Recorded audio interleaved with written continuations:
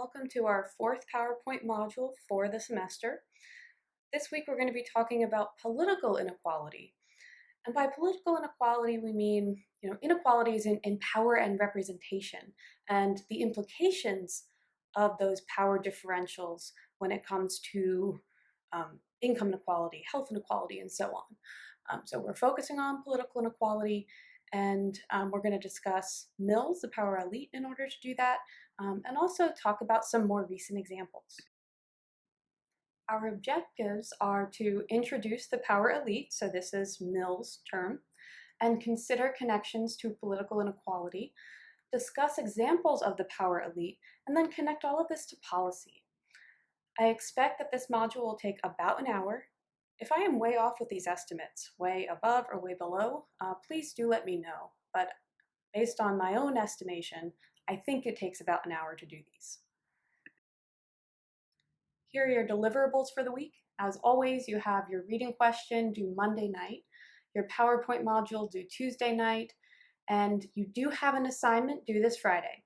You have your first film analysis due.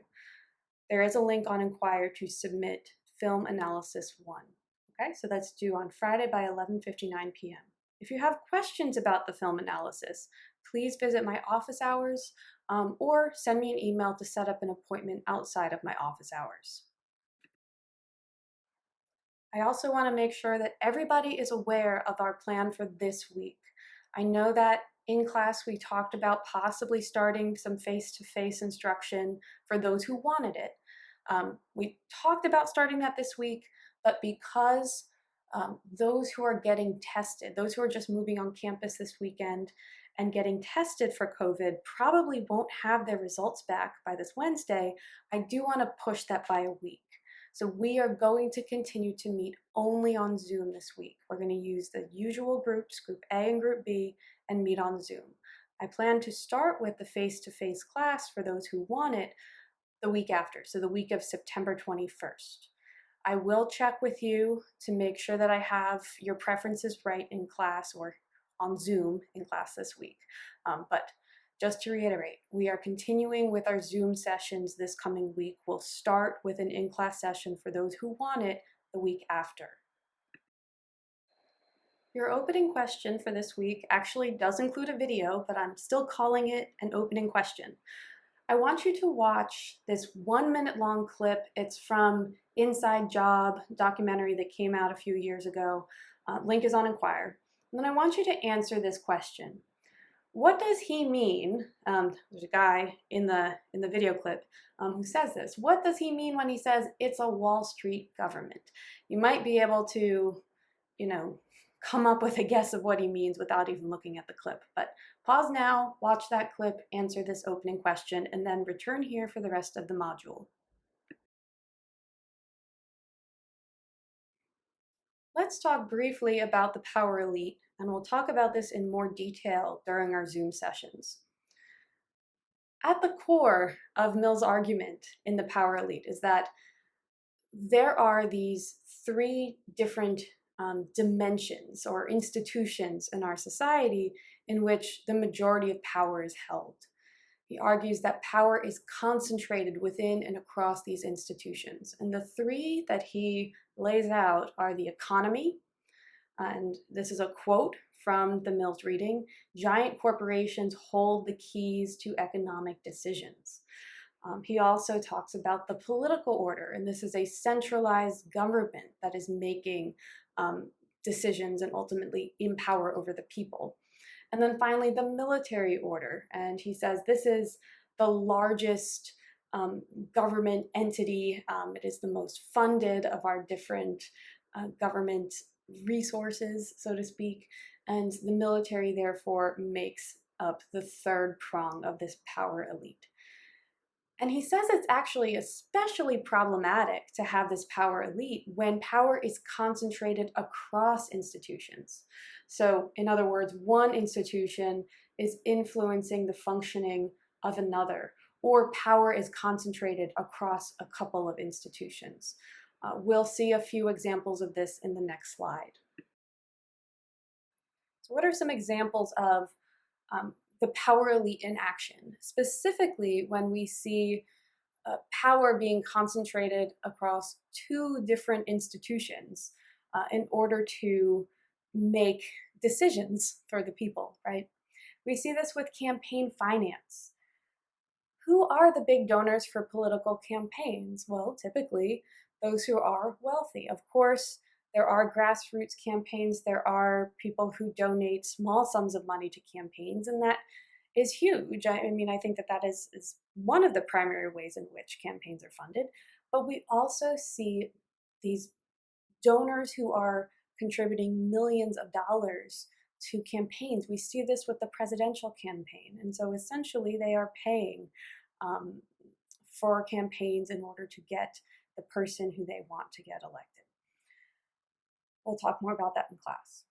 Oil and natural gas. This is a different area, but we see the overlap of the economy or industry, specifically the oil and natural gas industry, and government. The oil and natural gas industry has a lot of influence on government regulation of the environment, which clearly is in their best interest, but not in the best interest of the public. So we have seen across, especially across the past few years, but we have seen in the US a long history of environmental deregulation. Finally, taxation. And these are just a few examples. This is not an exhaustive list. We have seen the overall tax rates for corporations and for the wealthy declining since the 1970s, with little decline, if not an increase, in the tax rate for those who are working middle class. Okay, so we have seen policy changes that have led to changes in taxation. This again is an example of corporations or industry overlapping or making decisions within the political sphere, and this harms many other people in our society. Now let's cover your second reading. This is Hacker and Pearson, Winner Take All Politics. And in this article, they are arguing that the extent of income inequality in the US is the result of intentional policy decisions that have been put in place to benefit those who are in power, so those who are wealthy, those who own large corporations. And this sounds familiar, right? If you think back to Piketty, a similar argument that these are policy decisions that are shaping the extent of income inequality in the US. I want you to recall the metaphor that Hacker and Pearson referred to in this article, Winner Take All Politics, and that's why I have Willy Wonka here. They're talking about golden tickets, and that, you know, most only receive that chocolate bar. If you've seen this movie, I hope you have. Only a lucky few get the golden ticket. In the movie, they get to visit the chocolate factory. In life, the golden ticket is vast riches. However, the government is controlling how many of those golden tickets are out there. And in other ways, shaping the extent of inequality that we see. So this is the metaphor that they're using with the golden tickets. Let's get into some more detail on the types of policy that Hacker and Pearson refer to when they are arguing that, you know, those who are economically in power are the ones who are making policy decisions to benefit themselves. In previous weeks, we've talked about the extent of income inequality in the US, that it is wide and it is growing. Hacker and Pearson talk about the ways in which US policy has shaped the extent of income inequality, and they go over 4 different types of policies. They start with taxation. If we look at trends in tax rates for top income groups, the rates have been shrinking across time in overall tax. We're going to look at some figures to demonstrate that in the next few slides. We could also look at industrial relations and more specifically labor unions.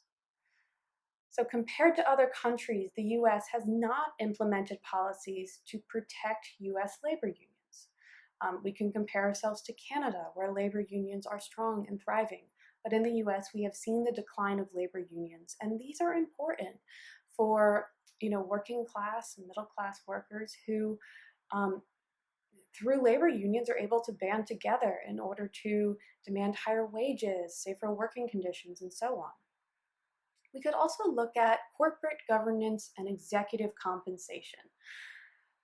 I believe it was last week we looked at CEO pay. There is no regulation for CEO pay and compensation, and so we've seen the rise in the use of stock options and stock buybacks in order to have these exorbitantly large incomes for CEOs. This is unregulated, and in other places it is regulated. Finally, financial deregulation overall.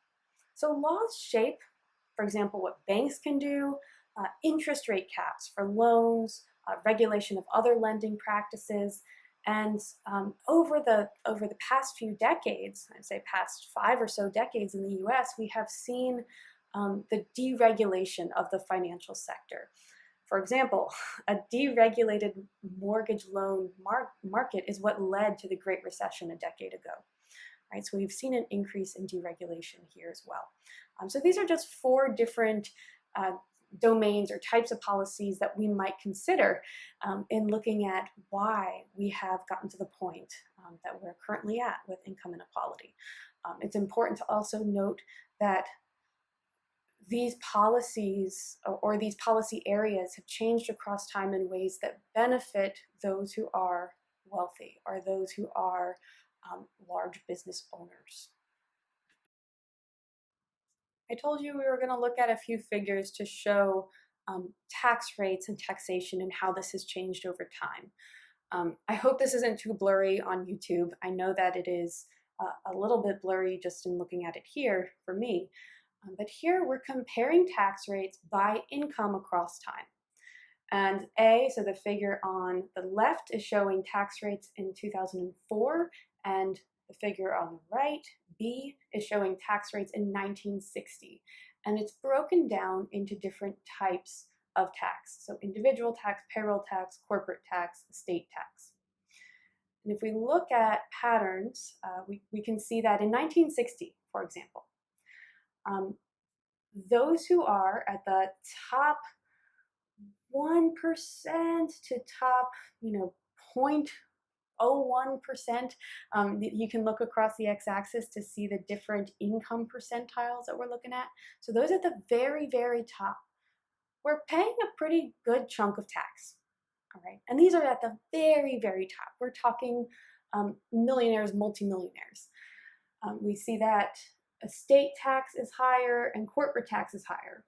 Then when we get to 2004, so this is the figure on the left, we see a flattening, right? We see that those who are in the top 1%, the top 0.1%, 0.001%, these folks are paying less in especially corporate tax and estate tax than in the 1960s or in 1960. So we see a huge difference in tax rates across time.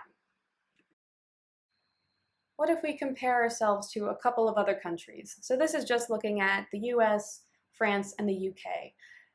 On the left, we have tax rates in 1970. On the right, we have tax rates today, and I should say today actually is about 15 years ago, given when this was published. So if we look at 1970, we do see that trend of, those who are in the higher income percentiles are paying more in tax. If you look at the scale on the bottom, it's definitely skewed to the highest income already. But we do see that there is an increase in the tax rate across all 3 countries. Though it looks like to the greatest extent, we see it in the UK, US is in the middle, and then France. If we look at tax rates today, so probably 2004, 2005, we see a flattening for all 3 countries. We see the greatest flattening for the US compared to the UK and France, but we do still see a pattern across all 3 of these somewhat similar nations economically. Okay, so this is more evidence that our tax system has changed across time and tax rates for the wealthy have gone down. What if we look at tax rates today? So the previous 2 slides, the information is a bit dated. It's from 2004, 2005. Recently, the Washington Post published an article looking at the average effective tax rates of the 400 richest families compared to the bottom 50% of US households. So we're looking at the extremely wealthy compared to the average to below average in terms of uh, households in the US. And what we see here is that the 400 richest families back in 1960 were paying, over 50%, looks like close to 60% in taxes overall. And I should note here that by taxes, we're not just talking about income tax, we're not just talking about property tax or estate tax, we're talking about all tax combined, even sales tax. So if we look at all of the tax that everybody pays, what difference do we see? So if you look at 1960, we've got a pretty high tax rate for those richest families, those really rich families. And then for the bottom 50%, just a little over 20% in overall taxes. So of the income you make, how much of it goes to tax? That's what we're looking at here. The bottom 50% across time has stayed pretty steady with some slight rising and slight dips across time. But we see pretty consistently that the 400 richest families are paying less and less in overall tax. And for the first time in 2018, the 400 richest families were actually paying a slightly lower overall tax rate compared to the bottom 50% of households in the US. This is the first time this has happened. We can think about the ways in which the power elite may be operating here, right? And working to lower taxes for those who are wealthy, those who have more political power. All right, now I have a video for you to watch and a video question for you to answer. I do want to introduce this a bit. So you're going to watch a YouTube video that features Robert Reich, and he served in multiple administrations, presidential administrations. He was a Secretary of Labor during the Clinton administration, and he is a very prolific writer and speaker on the issue of income and economic inequality in the US. If you've seen the documentary Inequality for All, that was Robert Reich. If you haven't seen it, I strongly recommend it.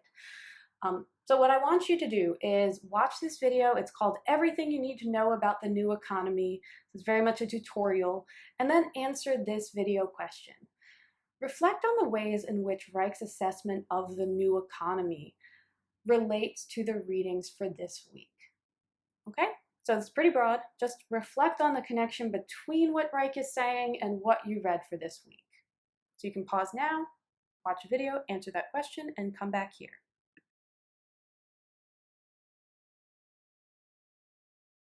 And finally, here's your closing question.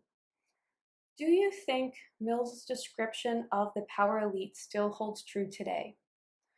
Would you make any revisions to his argument to make it relevant to current power structures in the US? And I do want you to note that The Power Elite was first published in 1956. So maybe you do have some additions or revisions to the argument that Mills is making. So at this point, you can pause the PowerPoint module again, answer that closing question, and then come back here for the final slide. For class this week, we are going to be continuing with our regular Zoom meetings. So Group A is going to meet on Wednesday, Group B on Friday. The week after, we're going to start with in-class sessions for those who want them, but not this week.